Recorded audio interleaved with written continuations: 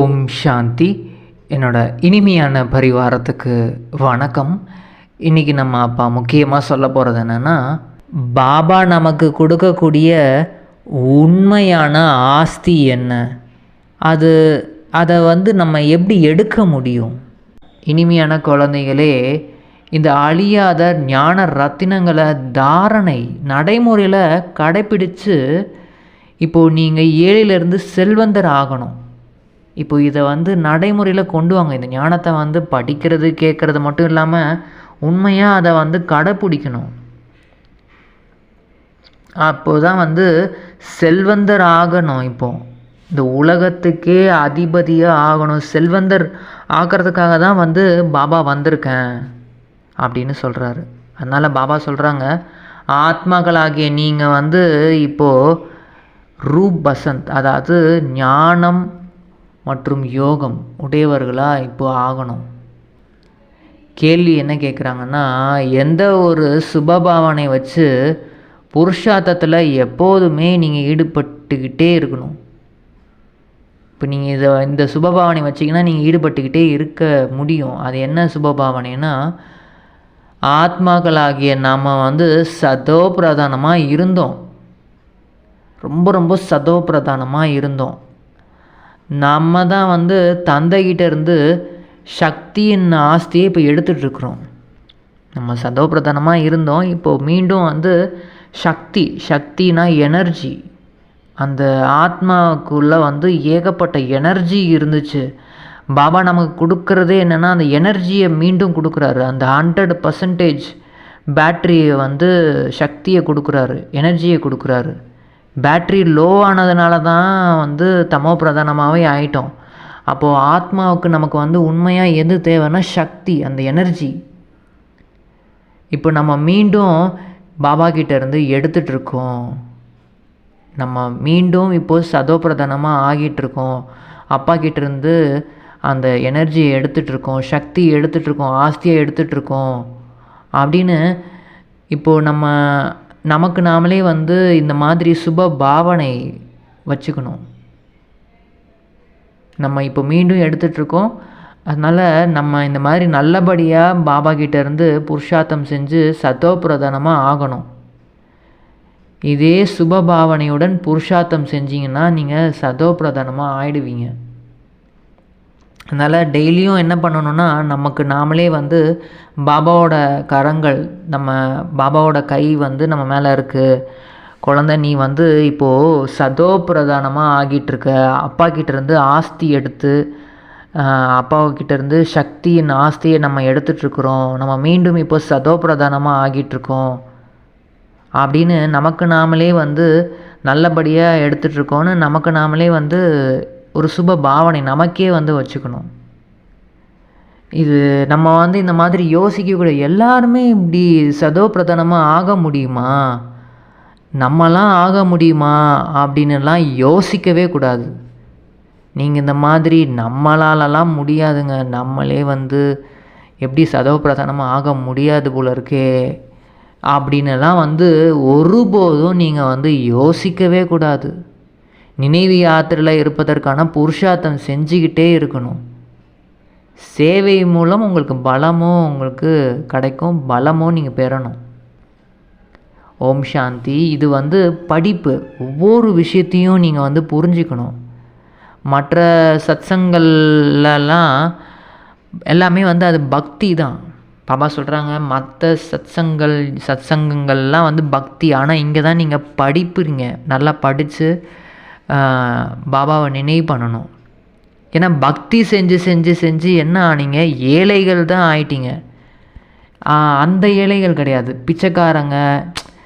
அது வேறு விஷயம். நீங்கள் அந்த மாதிரி நான் சொல்லலை. பிச்சைக்காரங்களாக ஆயிட்டீங்க, பிச்சை எடுத்துகிட்ருக்கீங்கன்னு சொல்லலை. ஆனால் நீங்கள் வேறு விதமான ஏழைகள் ஆவீர்கள். அது என்னன்னா, இந்த எனர்ஜி சக்தி இழந்துட்டோம். ஆத்மாவுக்கான அந்த சக்தியை நம்மக்கிட்டேருந்து எல்லா சக்தியும் போயிடுச்சு. அதுக்கு மெயினான காரணம் இந்த தேக உணர்வு. நான் ஒரு உடம்புன்னு நினச்சதுனால தான். அப்போது எல்லா தவறான விஷயங்களையும் பண்ணி இப்போது ஏழை ஆகிட்டோம். இப்போது ஏழைகள் ஆயிட்டீங்க. ஆனால் வந்து இப்போது நம்ம செல்வந்தர்களாக இருந்தோம் அப்படின்றத யாருக்குமே இப்போ தெரியல. நம்ம உலகத்திற்கே அதிபதி செல்வந்தர்களாக இருந்தோம் அப்படின்றத இப்போ நீங்கள் புரிஞ்சுக்கிட்டீங்க. பிராமணர்களாகிய நீங்கள் வந்து இதெல்லாம் தெரிஞ்சிருக்கீங்க. அதாவது அமிர்ச்சந்திலிருந்து பக்கீர்சந்த், அதாவது செல்வந்தர்லேருந்து ஏழையாக இப்போ ஆகியிருக்கோம். இப்போது என்ன பண்ணணுன்னா, இப்போ ஏழைகள்லாம் ஆயிட்டாங்க அப்படின்னாலே அவங்க என்ன பண்ணுவாங்கன்னா, திருப்பியும் அவங்க பெரிய செல்வந்தர்களாக ஆகணும்னா அவங்க என்ன பண்ணுவாங்கன்னா, ரொம்ப நல்லா படிப்பாங்க. படிப்பு வந்து ரொம்ப முக்கியம். படித்து அவங்க வந்து அதுக்கப்புறம் அவங்க பண்ணக்கூடிய செயல்னால் இந்த வேலை பார்த்து நல்லபடியாக அப்படியே அவங்களே வந்து செல்வந்தர்களாக ஆவாங்க. அந்த மாதிரி இதுவும் வந்து படிப்பு தான். இப்போ நீங்கள் வந்து நல்லபடியாக உட்காந்து படிக்கணும். இப்போது இதை வந்து நல்லா படித்து இதை வந்து நோட்ஸ் எடுத்து வச்சுக்கணும். அதுக்கப்புறம் இந்த படிப்பை வந்து அப்படியே வந்து படிச்சுட்டு இதை மனப்பாடம் பண்ணிவிட்டு அப்படியே ஒப்பிக்கிறது கிடையாது. இதை வந்து தாரணை செய்யணும். இதை அப்படியே வந்து நம்ம வாழ்க்கையில் கடைப்பிடிக்க ஆரம்பிக்கணும். இங்கே கேள்வி வந்து டெஸ்ட்டு வந்து வரும். டெஸ்ட்டு வரும்போது இந்த ஞானத்தை வந்து தாரணை பண்ணிட்டால் தான் பாஸ் ஆக முடியும். தாரணை செய்யவும் வைக்கிறதுக்கான முயற்சி செய்யணும். ஏன்னா இது வந்து இந்த ஞானம் வந்து சாதாரண ஞானம்லாம் கிடையாது. அவினாஷி ஞான ரத்தினங்கள். இது அழியவே அழியாது. இந்த படிப்பை நீங்கள் படிக்கிறதுனால இது வந்து ஒரு செகண்டு கூட உங்களுக்கு இதனால் வேஸ்ட்டே கிடையாது. அதனால் இதுக்காக நீங்கள் வந்து நேரம் கொடுத்து நல்லபடியாக படிக்கலாம். தாரணையும் செய்யணும். ஆத்மா வந்து ரூப் பசந்த், அதாவது தனக்கு தானே வந்து இப்போ நண்பனாக ஆக்கிக்கணும் நமக்கு. ஏன்னா நம்ம மனசே வந்து இப்போ எதிரி ஆயிடுச்சு. மனசுக்கு தேவை என்னென்னா எண்ணங்கள், அதுவும் பாபாவோட அந்த மகா வாக்கியங்கள் தான் தேவைப்படுது. அதனால் ஆத்மாவுக்கு ஞானம் மற்றும் யோகமும் வேணும். ஏன்னா யோகம் இருந்தால் தான் வந்து இது எல்லாமே தாரணையே செய்ய முடியும். அப்பாவை நல்லபடியாக நினைவு பண்ணணும். ஏன்னா இந்த சரீரம் வந்து அழியக்கூடியது. இப்போது வேலைக்கே உதவாத பொருட்களெல்லாம் என்ன பண்ணுறாங்கன்னா எரிச்சிடுறாங்க. சரீரம் கூட வந்து அது பயன்படாது. அதனால தான் அதை நெருப்பில் போட்டு எரிச்சிடுறாங்க. ஆனால் ஆத்மாவை யாருமே எரிக்கிறதே கிடையாது. நம்மலாம் யார்? ஆத்மாக்கள். ராவண ராஜ்யமானதுக்கு என்ன காரணம்னா தேக அபிமானத்தில் வந்துட்டாங்க. அதுதான் வந்து ராவண ராஜ்யம். அந்த 10 தலையை வச்சுட்டு ஒருத்தன் ராஜ்யம் பண்ணிகிட்ருக்கான்லாம் கிடையாது. இந்த தேக உணர்வு, நம்ம சரீரம் அப்படின்றத உறுதி ஆயிடுச்சு. அதனால தான் இது ராவண ராஜ்யம். ஆத்மாவோ ஆனால் வந்து அழியவே அழியாதது. அமர்நாத் தந்தை தான் வந்து ஆத்மாக்களாகிய நம்மளை வந்து அமரராக இப்போ மீண்டும் ஆக்கிட்டுருக்காரு. பாபா சொல்கிறாங்க, அங்கே வந்து தங்களுடைய நேரத்தில் தங்களுடைய சுய விருப்பப்படி தான் நீங்கள் சரீரத்தையே விடுவீங்க. சத்தியுகத்தில் திரேதாயுகத்துலலாம் வந்து நீங்கள் எப்போ யோசிக்கிறீங்களோ அப்போ தான் வந்து சரீரத்தை விட்டே போவீங்க. ஆனால் இப்போல்லாம் திடீர்னு மரணம் ஏற்படுது. அதனால் அங்கே நடக்க போகுது. அங்கே தான் நீங்கள் சுய விருப்பப்படி நடக்கணுன்னா இங்கேயே அதுக்கான பயிற்சி இருக்கணும். அதனால் ஏன்னா நம்ம வந்து ஆத்மா எஜமானன். நம்ம என்ன சொல்கிறோமோ அதுதான் வந்து இந்த உடம்பு கேட்கணும். மனசு, புத்தி, சமஸ்காரம் எல்லாமே நம்ம கட்டளைப்படி தான் அவங்க நடக்கணும். அதனால் அங்கே வந்து எப்போ சரீரம் அதாவது விடுபடணும் அப்படின்னா அங்கே வந்து ஈஸியாக விட்டுட்டு போயிட்டே இருப்பாங்க. ஏன்னா சரீரத்தின் ஆயுள் கூட அங்கே நீண்டதாக இருக்கும். இங்கே இருக்கிற மாதிரி இருக்காது. இப்போ பாம்பின் உதாரணம் கூட இருக்குது. இது வந்து உங்களுடைய அநேக பிறவிகளின் கடைசி ஜென்மம். இது வந்து உங்களோட பழைய ரொம்ப பழைய சட்டை. இப்போ நீங்கள் அதை தெரிஞ்சிருக்கீங்க தானே குழந்தைங்களே. 84 பிறவிகள் முழுமையாக எடுத்துட்டீங்க. ஆனால் ஒரு சிலருக்கு வந்து 60-70 பிறவி கூட இருக்கும். ஒரு சிலருக்கு 50 பிறவி கூட இருக்கும். திரேதாயுகத்தில் அவசியம் ஆயுள் கொஞ்சம் குறைஞ்சிது. அங்கே வந்து ஆயில் வந்து அதிகமாக இருக்காது.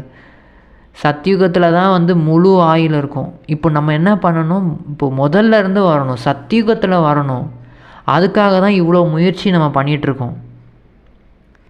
அந்த சத்தியுகத்தில் வரத்துக்காக முயற்சி வந்து அதிகமாக நீங்கள் வந்து பண்ணணும். ஏன்னா அங்கே தான் எல்லா வலிமையும் இருக்குது. இப்போது பொருள் எடுத்துக்கிட்டாலே அது குவாலிட்டி வந்து புதுசாக இருக்கும் போது தானே நல்லா இருக்குது யூஸ் பண்ணும்போது. ஆனால் அது கொஞ்சம் நாளில் அப்படியே பழசாகுது. அப்போது அந்த உலகமே புதுசாக இருக்கும். அங்கே அகால மரணமே கிடையாது. ஆனால் சக்தி குறையும் போது தான் வந்து எல்லாத்துக்கும் காரணம் இந்த சக்தி தான். ஸோ அந்த சக்தி குறையும் போது தான் என்ன ஆகுதுன்னா ஆயுள் கூட குறைஞ்சிருது. இப்போது எப்படி வந்து தந்தை சர்வசக்திவான், அவருக்கு பேர் கூட வந்து பார்த்திங்கன்னா சர்வசக்திவான். எல்லா சக்தியும் அவர்கிட்ட இருக்குது. எனர்ஜி அதிகமாக இருக்குது. அவரே வந்து சொல்கிறாரு, நான் வந்து உங்களுடைய ஆத்மாவை கூட இப்போது சக்திவானாக ஆக்குறேன். அதுக்கு முதல்ல நீங்கள் வந்து தூய்மையாகணும், அடுத்து நினைவில் இருக்கணும். அப்பாவை நினச்சா தானே சக்தி கிடைக்கும். அதனால் தந்தையிடமிருந்து சக்தியின் ஆஸ்தி நம்ம இப்போ பெற்றுக்கிட்டு இருக்கிறோம். பாவ ஆத்மாவோ சக்தி எடுக்கவே முடியாது. இப்போது நிறைய பாவம் பண்ணிகிட்டே இருக்காங்க, பாவ ஆத்மாக்களாக இருக்காங்க. இப்போ பாபாவோட நினைவே வரமாட்டேங்குதுன்னா அந்த பாவ ஆத்மாக்களுக்கு சக்தி எடுக்கவே முடியாது. அதனால் புண்ணிய ஆத்மாவாக ஆகும்போது தான் சக்தியே கிடைக்கும். நம்ம மற்றவங்களுக்கு நம்ம மூலியமாக நல்லது நடக்கணும். நம்ம முதல்ல வந்து தவறு செய்யாமல் இருக்கணும். நம்ம எந்த ஒரு தவறுதலும், இப்போது பாபாவோட குழந்தைய ஆகிட்டோம்னாலே நம்ம மூலியமாக எந்த ஒரு தவறும் நடந்துடவே கூடாது. நம்ம மூலியமாக யாருக்கும் எந்த ஒரு பாதிப்பும் நடக்காமல் இருக்கிறதுக்கு முயற்சி செய்யணும். அது அப்போது தான் வந்து நம்ம நல்லவங்களாக ஆகணும், நம்ம முயற்சி பண்ணணுன்னும் போது நிறைய பேர் வந்து ஏதாவது சூழ்நிலைகள்லாம் வந்து அந்த மாதிரி அமையும். ஆனாலும் நம்ம வந்து இனிமேல் நம்ம பாபாவோட வழிபடி தான் நடக்கணும் அப்படின்னு நம்ம வந்து தூய்மையாக இருக்கணும். நம்ம எல்லாருக்குமே நல்லது தான், அதாவது துக்கம் கொடுக்காம இருக்கணும் அப்படின்னு நம்ம உறுதியாக இருக்கணும். ஏன்னா இப்போது நம்ம ஆத்மா வந்து சதோ பிரதானமாக இருந்துச்சு. அப்போது நம்மளுக்கு நாமளே வந்து சுப பாவனை வச்சுக்கணும். நம்ம சதோ பிரதானமாக ஆகியிருந்தோம், முன்னாடி இருந்தோம். நம்ம தான் வந்து இப்போ மீண்டும் அப்பா கிட்ட ஆஸ்தி எடுத்து சதோ பிரதானமாக ஆகிட்டுருக்கோம். அதுக்கு தான் நான் வந்து பாபாவை நினைவு பண்ணிகிட்டே இருக்கேன் அப்படின்னு நமக்கு நாளே சுபபாவனை வைக்கணும். ஆனால் வந்து நம்மளாலாம் முடியாதுங்க, நம்ம எல்லாருமே எப்படிங்க சதோ பிரதானமாக ஆக முடியுமா அப்படின்னு நம்மளை நாமளே வந்து உணரவே கூடாது. ஏன்னா நிச்சயம் இருந்தால் தான் சதோ பிரதானமாக நீங்கள் ஆகவே முடியும். நாங்கள் அப்படிலாம் வந்து யோசிக்கவே கூடாது. அதனால் நீங்கள் நினைவு யாத்திரையில் இருக்கணும். அதுக்கு வந்து இந்த மாதிரி நெகட்டிவாக நம்மளை நாமளே அப்படி நினச்சிக்கிட்டோம் அப்படின்னா வந்து நினைவே பண்ணவே முடியாது. பாபாவை ஆத்மான்னு உணர்ந்து அவரை நினைக்கிறோம் அப்படின்னாலே அவரோட நினைவு வந்து அப்படியே நழுவி போயிட்டே இருக்கும். வேறு ஏதாவது ஒரு சிந்தனைகள் வந்துக்கிட்டே இருக்கும். அதனால் அந்த மாதிரி என்றைக்குமே நினைக்காதீங்க. நான் தான் சத்தோ பிரதானமாக இருந்தேன், நான் ஆத்மா ரொம்ப சத்தோ பிரதானமாக சத்தியுகத்தில் வாழ்ந்தேன் அப்படின்னு நம்ம அடிக்கடி இதை நினச்சி பார்த்துட்டு அதுக்கப்புறம் நினைவு பண்ணணும். ஏன்னா நம்பலைன்னா வேறு யார் தான் நம்புவா? அதனால் நம்மளை நாமளே வந்து நம்பிக்கை வைக்கணும். கூடுமான வரை புருஷார்த்தம் முயற்சி செஞ்சுக்கிட்டே இருக்கணும். தன்னை ஆத்மான்னு உணர்ந்து சதோ பிரதானமாக ஆகணும். ஏன்னா இந்த சமயம் வந்து எல்லா மனிதர்களும் தமோ பிரதானமாக இருக்காங்க. உங்களோட ஆத்மா கூட வந்து தமோ பிரதானமாக தான் இருக்குது. ஆனால் ஆத்மா இப்போது தந்தையின் நினைவின் மூலமாக தான் சதோ பிரதானமாக ஆக வேண்டும். நீங்கள் கூடவே வந்து சேவையும் செய்தீங்கன்னா உங்களுக்கு பலம் வந்து கிடைக்கும், அதுக்கான பலன் வந்து கிடைக்கும். உதாரணமாக இப்போ யாராவது சென்டர் திறக்கிறாங்கன்னா அவங்களுக்கு வந்து பார்த்திங்கன்னா சென்டர் திறந்துட்டாங்க. அப்போது அவங்களுக்கு வந்து ஆசீர்வாதம் கிடச்சிக்கிட்டே இருக்கும். அவங்க தலையில் வந்து ஆசீர்வாதங்கள் விழுந்துக்கிட்டே இருக்கும். மனிதர்கள் வந்து யார் வந்தாலும் ஏன்னா ஓய்வு எடுக்கணும் அப்படின்றதுக்காக அந்த காலத்துலலாம் வந்து சத்திரம்லாம் கட்டினாங்க. அப்போது அந்த இதுக்கு யாத்திரைக்கு போகிறவங்கலாம் வந்து அங்கே தங்கிட்டு போவாங்க. அவங்க வந்து ரொம்ப குஷி அடைவாங்க இல்லையா? இங்கே இந்த மாதிரி யாத்திரைக்கு போகும்போது ஓய்வு கிடைக்குது இந்த இடத்துல அப்படின்னும் போது அவங்க மனசார ஆசீர்வாதம் கொடுப்பாங்க. அப்போ அவங்களோட விளைவு என்னவாக இருக்கும்? அடுத்த பிறவியில் அவங்க வந்து சுகமாக அவங்க நல்லபடியாக வாழ்வாங்க. ஹாஸ்பிட்டல் திறக்கிறாங்கன்னா அவங்களுக்கு அடுத்த பிரிவில் நல்ல ஆரோக்கியம் நல்லாயிருக்கும். யூனிவர்சிட்டி திறக்கிறாங்க அப்படின்னா நல்ல படிப்பு நல்லபடியாக நல்லா படிப்பாங்க. ஆனால் சொர்க்கத்தில் வந்து ஆஸ்பத்திரிகளோ இல்லை இதெல்லாம் வந்து இருக்காது. இங்கே தான் நீங்கள் வந்து புருஷார்த்தம் செய்கிறீங்க. இங்கே நீங்கள் செய்யக்கூடிய இந்த புருஷார்த்தத்தால் 21 பிறவிகளுக்கான பாக்கியத்தை அடைகிறீங்க. இப்போ நீங்கள் ஆத்மான்னு உணர்ந்தாலே வந்து அது வந்து ஏகப்பட்ட புண்ணியம். அதாவது நீங்கள் வந்து செய்கிறீங்க. பாபா சொல்கிறாங்க, நீங்கள் ஆத்மான்னு உணரணும். உணர்வதே வந்து அது இப்போது உங்களை சுற்றி வந்து ஒரு நல்ல அமைதி வந்து அனுபவம் எல்லாருக்கும் அனுபவம் ஆகும். உங்களுக்கும் அனுபவம் ஆகும், மற்றவங்களுக்கும் அனுபவம் ஆகும். அப்புறம் பாபாவை நினைச்சிங்கன்னா இன்னமும் அது சுகமாக இருக்கும். அப்பாவோட அந்த சக்தி கிடைக்க கிடைக்க அது இன்னமும் சுகம் நம்மளுக்கு கொடுத்து அதுவும் இன்னும் ஸ்ப்ரெட் ஆகும் நம்ம சுற்றி. அது இன்னமும் நம்மளை வந்து இன்னும் புண்ணியமாக மாற்றும். அதுக்கப்புறம் இந்த ஞானத்தை வந்து நம்ம யாருக்காவது, ஏன்னா இது ஞானம் நம்மளுக்கு யாருக்காவது கொடுக்குறோம், இதை யாருங்க நம்புவாங்க அப்படின்னா நினைக்கவே கூடாது. ஏன்னா இதுதான் ஒரே ஒரு கடை, வேறு எந்த ஒரு கடையும் கிடையாது. இங்கே எல்லாருமே வந்தாகணும். இப்போ வரல, ஆனால் எல்லாருமே வந்தே ஆகணும். இந்த இடத்துக்கு வந்து இந்த ஞானத்தை கேட்டு தான் வந்து எல்லாம் பரலோகம் வந்து போகி ஆகணும். அப்போ எல்லாருமே வரதான் போகிறாங்க. ஆனால் நம்ம வந்து தைரியமாக வந்து சொல்லணும். இதை வந்து நம்ம ஃபஸ்ட்டு அனுபவம் பண்ணணும். அனுபவம் பண்ணாமல் நம்ம சொல்ல முடியாது. ஆமாங்க, இங்கே ஆத்மானு உணரும் போது அவ்வளோ நல்லா இருக்குது, மனசு அமைதியாக இருக்குது, இதை நீங்களும் வந்து முயற்சி பண்ணி பாருங்கள் அப்படின்னு நம்ம வந்து மற்றவங்களுக்கு இந்த ஞான ரத்தினங்களை, பாபா சொன்ன யுக்திகளை வந்து சொல்லணும். ஏன்னா இப்போது ஆத்மா வந்து சதோ பிரதானமாக எல்லாருமே ஆகணும். அவங்கவுங்க சொத்தை வந்து பாபா கிட்டேருந்து அடையணும். அங்கே வந்து பார்த்திங்கன்னா சுகதாமத்தில் வந்து இந்த மந்திரி கூட இருக்க மாட்டாங்க. அவங்களே வந்து உயர்ந்ததுலேயும் உயர்ந்த மகாராஜா மகாராணியாக இருக்கும் போது அவங்களுக்கு வந்து மந்திரியின் ஆலோசனையெல்லாம் அவங்க பெறுவாங்களா என்ன? இப்போது நடைமுறை அறிவு இல்லாத போது தான், இந்த விகாரத்தில் விழும்போது தான், அதுவும் இந்த விகாரம் வந்து நம்மளை புத்தி வந்து கெடுத்துரும். அப்போ வந்து மந்த புத்தியாக ஆகிடும். அதனால தான் விகாரத்தில் விழும்போது தான் ஆலோசனையே நமக்கு வந்து கிடைக்குது. ராவண ராஜ்யத்தில் முற்றிலுமே அறிவற்றவர்களாக அல்ப புத்தி உள்ளவர்களாக ஆகிவிடுறாங்க. அதனால தான் பாபா சொல்கிறாங்க, விநாசத்திற்கான வழி தேடிக்கிட்டே இருக்கு. அவங்களே தேடிக்கிறாங்க விநாசத்திற்காக. நாங்கள் வந்து உலகத்தை மிகவும் உயர்ந்ததாக ஆக்கிக்கிட்டு இருக்கோம் அப்படின்னு அவங்களே நினச்சிக்கிறாங்க. ஆனால் என்ன, அதாவது அவங்க கண்டுபிடிக்கிற பொருள்லாம் வந்து அவங்களுக்கே ஆபத்தாக முடிஞ்சிருது. அதனால தான் பாபா சொல்கிறாங்க, இன்னமும் பாருங்கள் கீழே விழுந்துக்கிட்டே தான் போவாங்க. இப்போது ஏன்னா விநாசம் எதிரிலே இருக்குது. ஏன்னா விநாசம் வந்தால் தான் நம்ம எல்லோரும் வீட்டுக்கு போக முடியும்.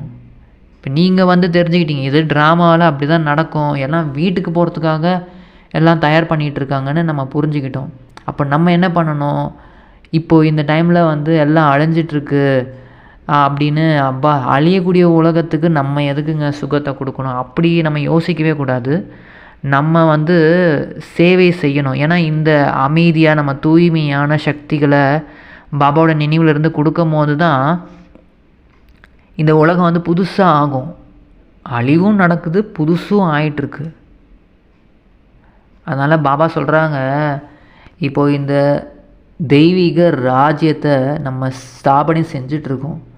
அப்புறம் நம்மளே வந்து அங்கே வந்து ஆட்சி புரிவோம். இப்போ வந்து நம்ம என்ன பண்ணணும்னா தந்தையை பின்பற்றணும். பாபா வந்து எல்லாத்துக்கும் நம்மளுக்கு சக்தி கொடுக்குறாரு, நம்ம மூலிமா உலகத்தை தூய்மைப்படுத்துகிறாருன்னா நம்மளும் வந்து அவரை பின்பற்றணும். ஏன்னா பாடவும் பாடியிருக்காங்க, அதாவது father shows son, son shows father. தந்தை வந்து குழந்தைகளை வெளிப்படுத்துகிறாரு. அப்போ குழந்தைகளாகிய நம்மளும் வந்து தந்தையை வெளிப்படுத்திகிட்டு இருக்கோம். தந்தை யார்? அவர் சக்திவான், சர்வ சக்திவான்னா அந்த சக்தியை வந்து நம்ம வெளிப்படுத்துகிறோம். நம்ம ஆத்மான்னு உணர்ந்து நம்ம மூலியமாக வந்து அப்படியே ஸ்ப்ரெட் பண்ணிக்கிட்டே இருக்கிறோம். தந்தையோட சக்தியை ஃபுல்லாக ஸ்ப்ரெட் பண்ண நம்ம வெளிப்படுத்திக்கிட்டே இருக்கிறோம். ஏன்னா இந்த சமயம் வந்து சிவபாபாவின் உடலில் வந்து தான் சிவபாபா வந்து என்ன பண்ணுறாரு, பிரம்ம பாபா உடம்புல வந்து தான் வந்து இது எல்லாத்தையும் நமக்கு சொல்லி கொடுக்குறாரு, குழந்தைகளாகிய நமக்கு. அவர் தான் வந்து இது எல்லாத்தையும் புரிய வைக்க முடியும். இந்த மனிதர் ஆத்மாக்கள் யாருக்குமே வந்து இந்த மாதிரி ஞானம்லாம் வந்து யாருக்குமே கிடையாது. இந்த பிரம்ம பாபாவுக்கும் கிடையாது. நாங்கள் வந்து பிரம்மாவை வந்து பகவான் இல்லை தேவதையாக ஆக்குறோம் அப்படின்னுலாம் வந்து ஏற்றுக்கொள்வதே கிடையாது. இவரே வந்து பதீதமாக தான் இருந்தார். பாபா சொல்கிறாங்க, இவரும் வந்து தூய்மையற்றதான் இருந்தார். தந்தை தான் வந்து தூய்மையற்ற இந்த சரீரத்தில் வந்து பிரவேசிக்கிறேன். விருட்சத்தில் பாருங்கள், மேலே வந்து உச்சியில் இவர் தானே நிற்கிறாரு, ஆனால் வந்து பதீதமாகவும் இருக்கார். பிறகு கீழே பாவனமாக ஆவதற்காக தபஸ்யா செஞ்சு பிறகு தேவதை ஆகிறாரு. அந்த படத்தில் பார்த்தீங்கன்னா தெரியும். கீழே அவர் வந்து தன்னை பாவனமாக்கிறதுக்காக என்ன பண்ணுறாரு, பாபாவை நினைவு பண்ணி தபஸ்யா செய்கிறாரு. ஏன்னா தபஸ்யா செய்பவர்கள் தான் பிராமணர்கள். எப்படி பிரம்ம பாபா வந்து அதாவது பாபாவை நினைச்சிக்கிட்டே இருந்திருக்காரு, அவ்வளோ கடுமையான முயற்சி பண்ணியிருக்காரு. அதே மாதிரி தான் நம்மளும் ஃபாலோ ஃபாதர் பண்ணணும். அதாவது அவர் என்ன பண்ணியிருக்காரோ அதே மாதிரி நம்மளும் பண்ணணும், தபஸ்யா செய்யணும். பிரம்மா குமாரிகள் தானே நம்மளுக்கு பேரே இருக்குது. அப்போது பாபா சொல்கிறாங்க, நீங்கள் எல்லாருமே ராஜயோகம் இப்போ கற்றுட்ருக்கீங்க. எவ்வளோ தெளிவாக புரிஞ்சுக்கிட்டீங்க. இதுலேயும் மிகவும் நல்ல யோகாவும் வேணும். இப்போ நீங்கள் எல்லாம் ஞானம் எல்லாம் தெரிஞ்சுக்கிட்டீங்க, ஆனால் நினைவில் இருக்கல அப்படின்னா வந்து இந்த முரளி கூட அந்த பலம் வந்து இருக்கிறது கிடையாது. முரளி நீங்கள் படிக்கிறதுனால உங்களுக்கு பலம் வந்து சக்தி கிடைக்கும் அப்படின்னெல்லாம் கிடையாது. முரளிலையும் வந்து இருக்குது, ஆனால் உண்மையான சக்தி வந்து பாபாவை நினைவு பண்ணும் போது தான், சிவபாபா கிட்டேருந்து நமக்கு சக்தி பெறும் போது தான், அதில் தான் வந்து அந்த சக்தியே உண்மையிலே கிடைக்குது. அதனால தான் நம்ம வந்து சதோ பிரதானமாகவே ஆகிறோம். இல்லைன்னா என்ன நடக்கும், தண்டனைகள் வாங்கி பிறகு பதவியும் குறைவானதாக தான் கிடைக்கும்னு பாபா சொல்கிறாங்க. அதனால் பாபா சொல்கிறாங்க, குழந்தைங்களே முக்கியமான விஷயமே நினைவினுடையது தான். அதற்கு தான் பாரதத்தின் பழமையான யோகம்னு கூறப்படுது. ஞானம் பற்றி யாருக்குமே தெரியாது. இதற்கு முன்பு கூட இந்த ரிஷி முனிவர்கள்லாம் படைப்பவர் மற்றும் படைப்பின் முதல் இடையை பற்றி அவங்க எங்களுக்கு தெரியாதுன்னு தான் சொல்லியிருக்காங்க. நீங்கள் கூட இதற்கு முன்னாடி வந்து எதுவுமே தெரியாமல் தான் இருந்தீங்க, ஆனால் இப்போது எல்லாமே தெரிஞ்சுக்கிட்டீங்க. ஏன்னா உங்களை இந்த மாதிரி மோசமான இந்த சக்தி அற்ற நிலைக்கு கொண்டு வந்தது எதுன்னு பார்த்தீங்கன்னா இந்த 5 விகாரங்கள் தான். இந்த 5 விகாரங்கள் உங்களோட எதிரி. அப்போ நீங்கள் எதிரியை போயிட்டு நீங்கள் எப்படி வந்து எதிரி கூட சேர்ந்து நீங்கள் வந்து வாழ முடியும்? உங்கள்கிட்ட வந்து அந்த எதிரியோட சுபாவமே இருக்கவே கூடாது. ஒரு காசுக்கும் உதவாதவர்களாக உங்களை ஆக்கிடுச்சு. இப்போ இந்த பழைய உலகம் எரிஞ்சு முற்றிலுமே முடிய போகுது. எதுவுமே இருக்க போகிறதே கிடையாது. நீங்கள் எல்லாருமே உங்களோட வரிசை கிரமப்படி புருஷார்த்தப்படி இப்போ பாரதத்தை சொர்க்கமாக்குவதற்காக உடல் மனம் பொருளால் சேவை செய்கிறீங்க. கண்காட்சியில் கூட உங்களை வந்து நீங்கள் என்ன சொல்கிறீங்களோ அதை கேட்க வருவாங்க. அப்போது நீங்கள் என்ன சொல்லணும்னா, பிகேக்களாகிய நாங்கள் கூட வந்து எங்களுடைய உடல் மனம் பொருளால், அதாவது ஸ்ரீமத் படி சேவை செஞ்சு ராம ராஜ்யத்தை ஸ்தாபனை செஞ்சிட்ருக்கோம். ஸ்ரீமத் படி தான் நம்ம, அதாவது ஒவ்வொன்று விஷயத்துக்கும் ஸ்ரீமத் இருக்குது. அந்த ஸ்ரீமத்தை வந்து நம்ம கடைப்பிடிக்கணும். அதை வந்து நம்ம என்ஜாய் செய்யணும். பாபாவை நினைவு பண்ணணும். ஆத்மான்னு உணர்ந்து பாபாவை நினைக்கணும். அதுக்கப்புறம் முரளி படிக்கணும். தாரணையும் பண்ணணும். நிறைய பேரை தாரணை பண்ண வைக்கணும். அப்புறம் சேவையும் செய்யணும். இதுதான் ஸ்ரீமத். இந்த 4 பாடங்கள் இருக்குன்னா இந்த 4 பாடம் வந்து ஸ்ரீமத்து. காந்தியெலாம் வந்து அப்படி சொல்கிறது கிடையாது. ஸ்ரீமத்து படி நாங்கள் ராமராஜ்யம் ஸ்தாபனை செய்கிறோம் அப்படின்னுலாம் அவங்க சொல்கிறது கிடையாது. இங்கே தான் வந்து ஸ்ரீமத்துன்னு இங்கே வேணால் படிப்பு படித்தாலே அந்த பழக்க வழக்கங்கள், அதாவது டிசிப்ளின்டான ஒரு வாழ்க்கையை வாழ சொல்கிறார் பாபா. இவருக்குள் வந்து ஸ்ரீ 108 தந்தை அமர்ந்திருக்கிறாங்க. அதாவது 108 அந்த மாலை கூட உருவாக்குறாங்க. அதாவது மாலையை வந்து பெரியதாக அமைக்கிறாங்க. ஆனால் உண்மையாக என்னென்னா, இந்த 108 என்பது நீங்கள் தான், குழந்தைங்களாகிய நீங்கள் தான் வந்து தந்தையோட இந்த மணி மாலையாக இருக்கீங்க. அதில் வந்து இந்த 108 பேர் தான் நல்ல உழைப்பு செய்கிறாங்க. நன்றாக அவங்க முயற்சி செய்கிறாங்க. நினைவு பண்ணி இந்த சக்தியை வந்து உலகத்துக்கு நல்லபடியாக ஸ்ப்ரெட் பண்ணிகிட்டே இருக்காங்க. நன்றாக உழைப்பவர்கள் வந்து வரிசைகரமாக நிறைய பேர் இருக்காங்க. ஆனால் ருத்ர யஜ்யம் நடந்தபோது சாலிகிராமங்களுக்கும் பூஜை நடக்குது இல்லையா? அப்போ அந்தளவுக்கு வந்து சேவை செஞ்சுருப்பாங்க. உண்மையான சேவை வந்து இந்த ஆன்மீக சேவை தான். அப்போ வர்றதே இந்த உலகத்துக்கு சக்தி ஆத்மாவுக்கு இழந்துட்டோம். நம்ம ஃபஸ்ட்டு வந்து சக்திகளை நிரப்பி இந்த உலகத்தை சக்தி படுத்தணும். அந்த மாதிரி செய்கிறவங்களுக்கு தான் வந்து பூஜையும் நடக்குது. பிராமணர்களாகிய நீங்கள் தான் வந்து ஆன்மீக சேவாதாரிகள். உங்களுக்கு பேரே வந்து ஆன்மீக சேவாதாரிகள். அனைவருடைய ஆத்மாக்களையும் விழிப்படைய நீங்கள் வந்து செய்கிறீங்க. நான் ஆத்மா ஆவேன். நம்ம வந்து இந்த மாதிரி யோசிக்கணும். நான் வந்து ஆத்மா அப்படின்றத நம்ம மறந்துடுறோம். அதனால தான் வந்து தேக அபிமானமே வந்துடுது. நான் வந்து இன்னார் அப்படி இப்படின்னு நினைக்கிறீங்க. நான் வந்து இந்த மாதிரி, நான் வந்து எனக்கு வந்து இந்த வேலை இருக்குது, அது இருக்குது. சரி, ஓகே. ஆனால் வந்து நான் ஆத்மா தான். அதாவது நான் வந்து இந்த வேலைகள்லாம் இருக்குது. ஆனால் இது எல்லாமே என்னோடய நடிப்பு தான். இந்த சரீர உணர்வை விடணும். அதனால் அலட்சியத்தன்மையை நீங்கள் விட்டுடுங்க அப்படின்னு பாபா சொல்கிறாங்க. மாயாவும் ரொம்ப அதிக வலிமை வாய்ந்தது தான். ஏன்னா இப்போ நீங்கள் ஆத்மானு உணர்றதுக்கு முயற்சி பண்ணுறீங்க, எல்லாம் பண்ணிகிட்ருக்கீங்கன்னா ஏதாவது ஒரு ரூபத்தில் வந்து உங்களை வந்து குழப்பமடைய வச்சிரும். நீங்கள் ஏன்னா யுத்த மைதானத்தில் இருக்கீங்க. இங்கே வந்து எப்போ என்ன நடக்கும்னே தெரியாது. இந்த மாயை எப்போ வரும்னே தெரியாது. அதனால் நீங்கள் ஆத்ம அபிமானியாக ஆகணும். ஆத்மாக்கள் மற்றும் பரமாத்மாவின் இந்த மேலா இப்போ தான் நடந்துகிட்ருக்கு சந்திப்பு. அதனால் இப்போ நீங்கள் வந்து என்ன பண்ணணுன்னா தூய்மையாகணும் மற்றும் பாபாவை நல்லபடியாக நினைவு செய்யணும். சத்தியுகத்தில் யாருமே இந்த தூய்மை இல்லாதவங்க இருக்கவே மாட்டாங்க. அதனால் தூய்மை தான் வந்து ரொம்ப ரொம்ப முக்கியம். அதனால் நல்லபடியாக நீங்கள் வந்து தூய்மையாக ஆகணும். ஏன்னா தேவதைகளுடைய சிறிய செடி அது வந்து ஒரு சின்ன உலகமாக இருக்கும். தூய்மையானவர்கள் அங்கே எல்லாருமே இருப்பாங்க. அதுக்கப்புறம் தான் எண்ணிக்கை வந்து அதிகமாகிட்டே இருக்கும். அப்புறம் வந்துக்கிட்டே இருப்பாங்க ஆத்மாக்கள். ஏன்னா இது வந்து அமைக்கப்பட்ட ஒரு நாடகம். பாபா வந்து வரதானம் என்ன சொல்கிறாங்கன்னா, குழுவில் வந்து என்ன பண்ணணும், ஒருவர் மற்றவர்களை பார்க்கும்போது இப்போ இந்த குழுவில் வரோம்,